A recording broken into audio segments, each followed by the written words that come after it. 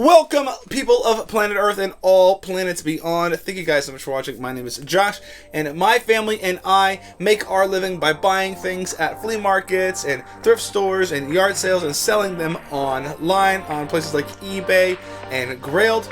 And this is our top 5 best thrift finds of the week. Let's get into it.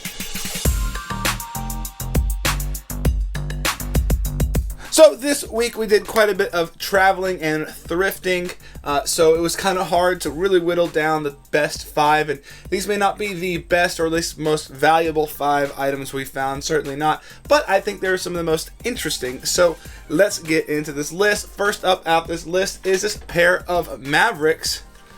Maverick was a subsidiary of Bluebell, a contemporary and sister company to Wrangler. Not many people know about them, but these are some women's jeans. You see you got some like embroidery. It's almost like the Olympics up in here on your booty.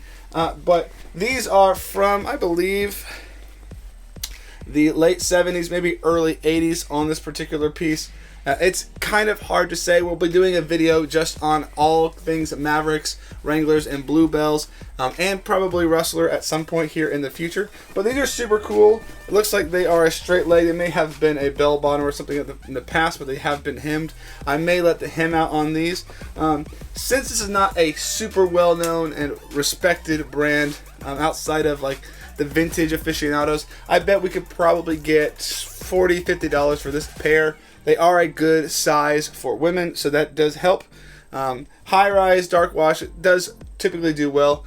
So we'll see how much we can get for these. Next up is a yard sale find. I bought a bunch of military stuff from this guy that was selling on the side of the road.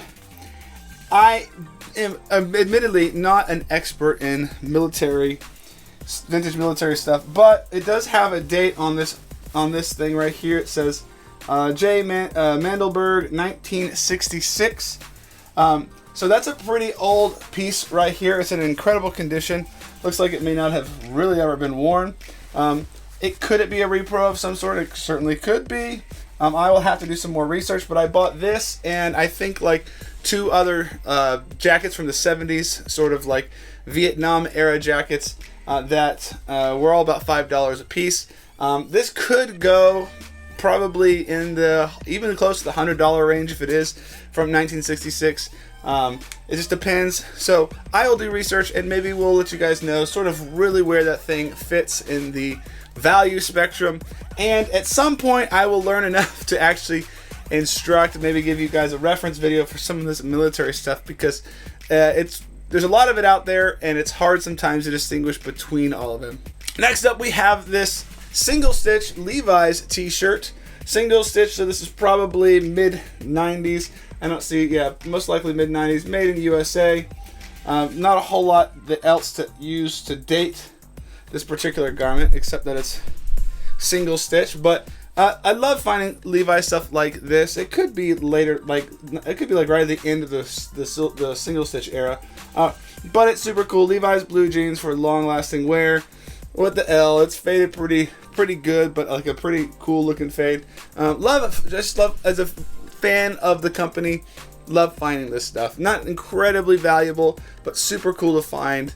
Some of this a little bit older history, particularly in the not jean wear, but like the t-shirts and such. All right, next we have a rural reseller's dream. You always need to be looking out for this brand right here. This is Corral Boots.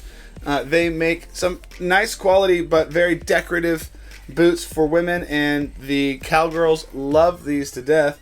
This is not the most exciting pair, so I'd imagine probably not a super premium on this particular pair.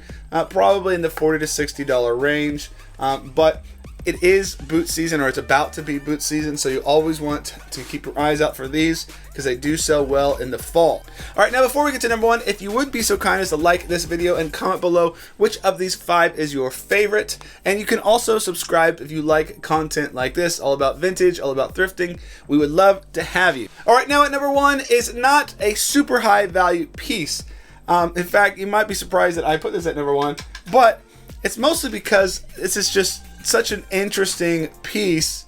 It's so, sort of typical late 80s, early 90s, and it's this Beagle Boy, like tangerine orange cardigan sweater.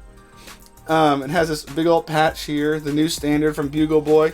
But then you flip and dip, and it's got this huge hit on the back. Beagle Boy, current dimension, Beagle Boy attitude, direct action, all this breaking for barriers, present, future. A lot of buzzwords on the back of this thing.